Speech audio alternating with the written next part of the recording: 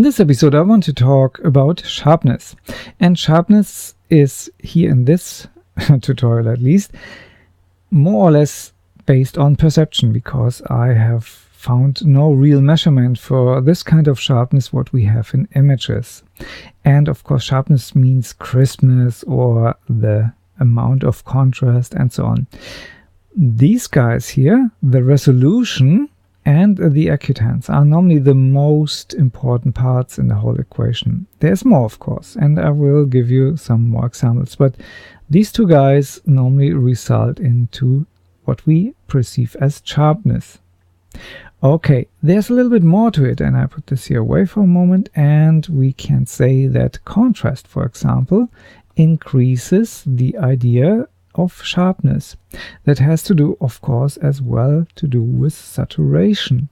And saturation is maybe the contrast between the channels, if we want so. When two colors, or RG is for example down and B is up, the distance between colors, at least between two colors, is important here.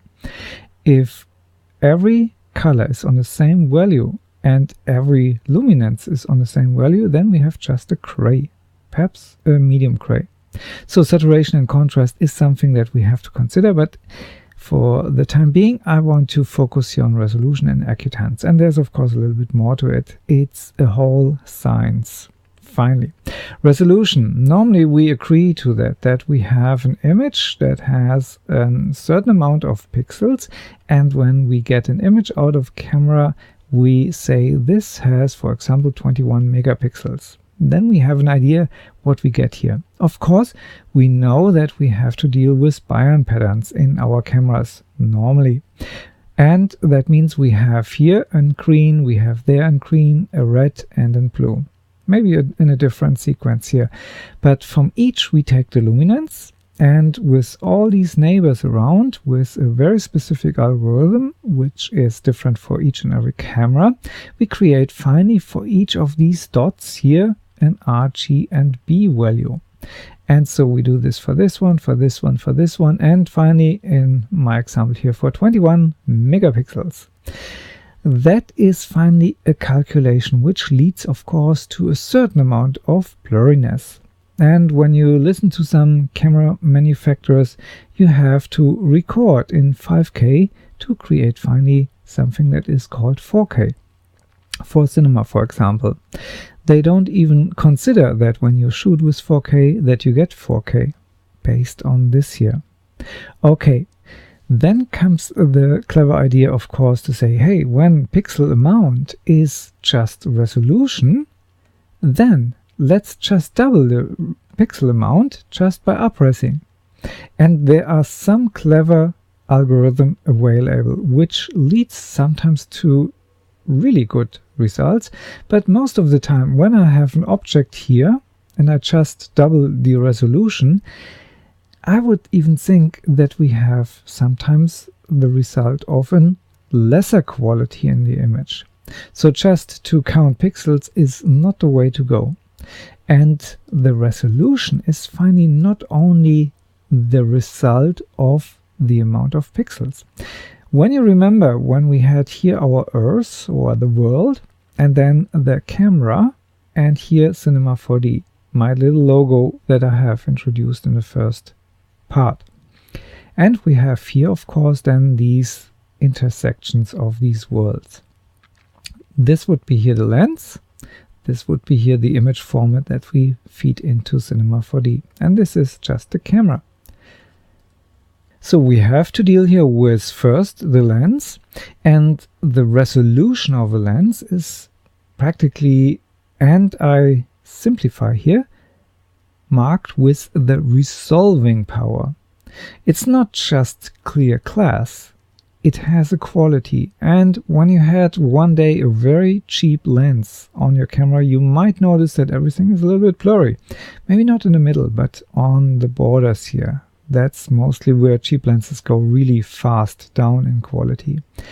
And that has a reason, because the quality of a lens is always based on how much the world is finally delivered to the sensor.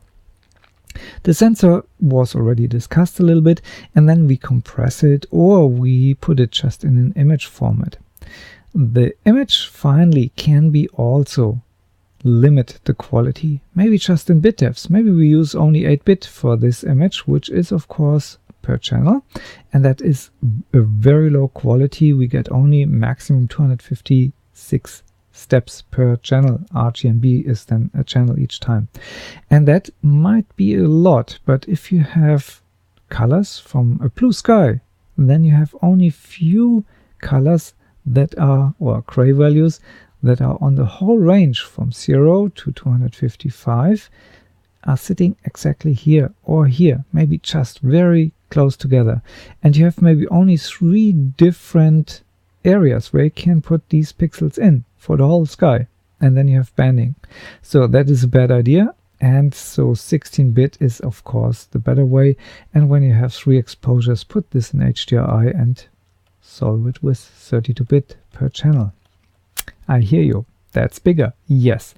And in few years we will laugh about this, and we will only be sorry that we have stored all our work in very low bit rates. Sometimes that's okay. When we have, for example, an image from a stone and there is no reflection inside, maybe 16-bit is more than efficient. However, the whole way from the world inside of cinema finally is of course then a question how much we lose. We can't add to it. But wait a moment, the camera does this, and exactly there is a problem. It does it just by sharpening images, and I will have a look with you later on what sharpening means. And it adds maybe saturation to it because it looks so good. Saturation. And we have some other increasements inside of the camera because people like to have a nice contrast and saturated colors and all of that. But finally it creates an image that we can't really use anymore.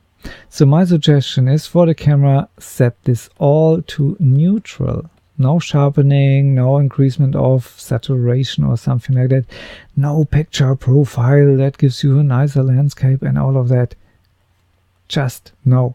It's not for textures. It's absolutely a mistake from my point of view to do that, because every camera has a different idea about this, and then you get a mixed bag of results. When you go maybe with 3 cameras only to work, you get maybe 3 different results, and even from the same manufacturer you get different results. Keep it neutral. You can change these things always later on.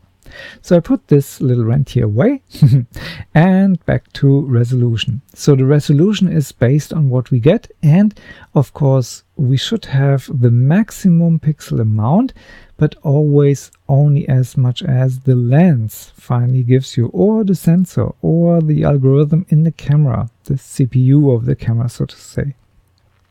The acutance, that's something that describes when you have a line, for example, in a picture, or an edge that can be very sharp or it can be not very sharp. And sharpness here is something that I will discuss when we take here a magnifying glass on it, and I go here very big, and for a moment I do exactly this here.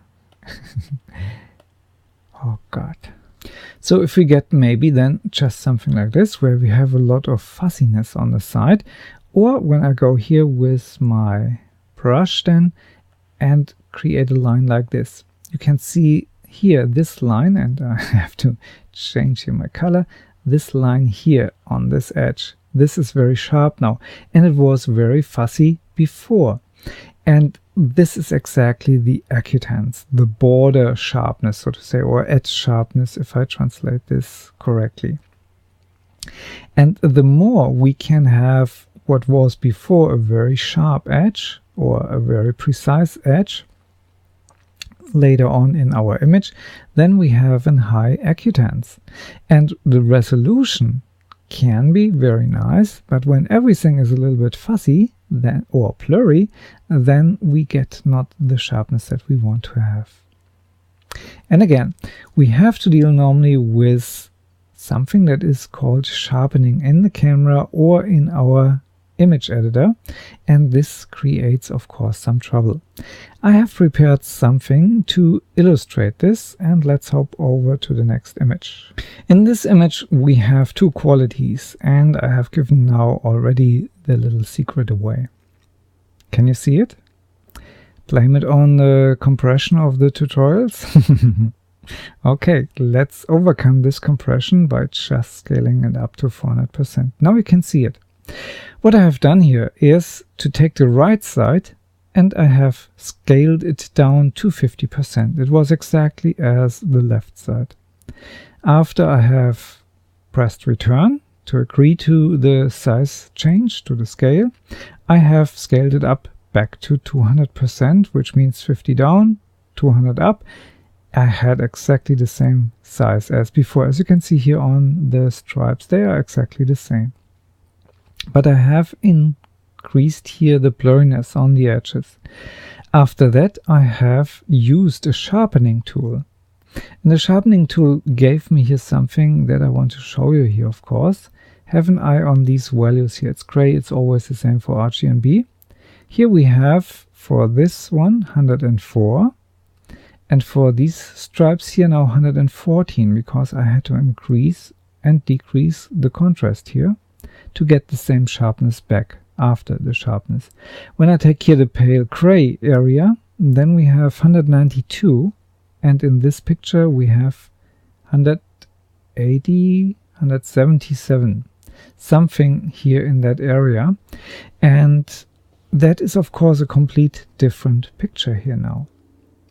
And when I go back to 100%, whoops, 100%, it's pretty much the same. This looks a little bit darker. I could have adjusted it a little bit better. But from the first view, it looks like the same contrast, the same resolution is here. And this is just one time scaled down. So we lost the resolution and then it scaled up. Just with sharpening and contrast, we got the impression of the same resolution, but the quality is of course now really down. I have two more examples here, and you can see here immediately the right side was blurred, and I show you that here with 400% again, so you can really see what it is. This looks really bad compared to the left side. I think we agree to that. And the funny thing is, when I go here back to 100%, you can see that even there, but in the moment I go here just with a curve that I have set here up to a very high contrast, I get here this result. And this looks much sharper. It has more resolution. You might say, oh, I see a little bit blurriness here, but the impression is that the right side has more contrast, has more sharpness. And of course I can take this here down a little bit, and you will see it goes more and more into that area where we say, it's maybe different, and now it's completely worse. And wherever we set this, we can increase or decrease the appearance of something, but it's not really there. So let's have a look to the next one. And here I have taken exactly the same background and just put a higher contrast in. That means we have a higher contrast, but the resolution is the same, but it looks sharper.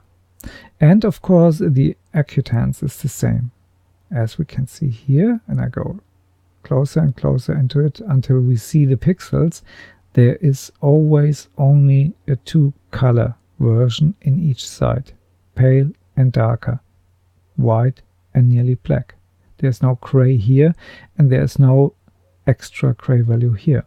So we have the same resolution here, but we have to deal here with the impression that this on the right side looks much better. And this is of course just a fake. Nothing really that increases any quality of the image. And this on the right side is mostly what you get out of a point and shoot camera. A high contrast, high saturated. Of course, nothing is saturated here in terms of color, but it gives you what pleases the eye, not what is maybe more useful in terms of texture for 3D. There's a big difference in both worlds. And I want to, this is only a short little test, and let's put here some weird strokes into it.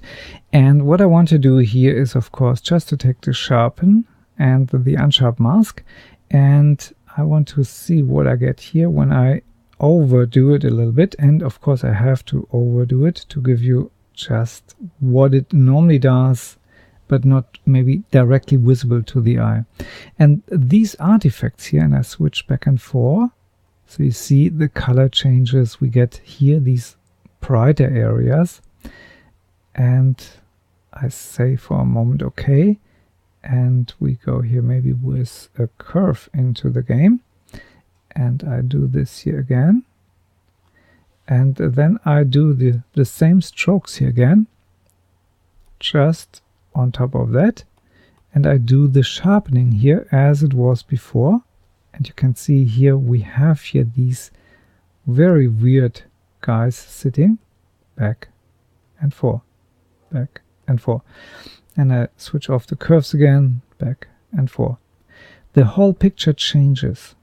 It looks much more contrasty now, but we get a ton of different colors here in the area. As you can see here, we have it very nicely closed, and then with the contrast we spread this out hugely. And all these gaps here are not really a quality sign. Just for the purpose of demonstration, of course, and totally overdone here. I go a little bit down, and maybe I take here just black. This area here and this area here can be color corrected later on with a mask perhaps, but this area here in the middle, which I have now here in my cube, this has created some new colors and it looks not really healthy.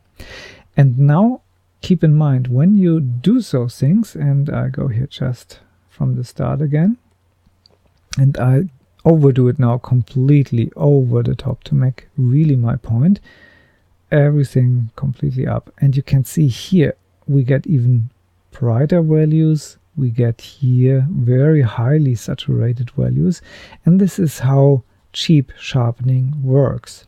The results of those sharpenings are also called ringing or artifacts ringing and clipping, because the black and white values can really clip the values, and when something is clipped in an image, the data is lost, even if only one channel is missing. Any color correction uses then the clipped value to put it down or put everything up, and that destroys, of course, the color fidelity. It just takes the border and increases the contrast here. Not very nice, not very funny, and results like this are then not usable. So when you take this result and blur it based on bokeh effects or motion blur, then all these colors go into the new mix and create a complete different picture. And normally you don't see that because these borders here are just 1 or 2 pixels. And in some cases they are just black and white, extremely set, just to make the appearance of sharpness. And these black and white values go then into the blur mix. And of course, that's not funny. And further on the road, when you go then with your results into the color grading suite, these black and white values, they don't accept treatment of color correction so nicely, because black doesn't take so much color on. When you want to change maybe here these just middle values, there is no white normally in it, there's no black normally in it, but for the sharpness you have it in, and so it is excluded from the color correction and it stays there, and it can go very ugly if you want to have a more high key idea of the whole image. Thanks for listening, have fun with this, bye bye.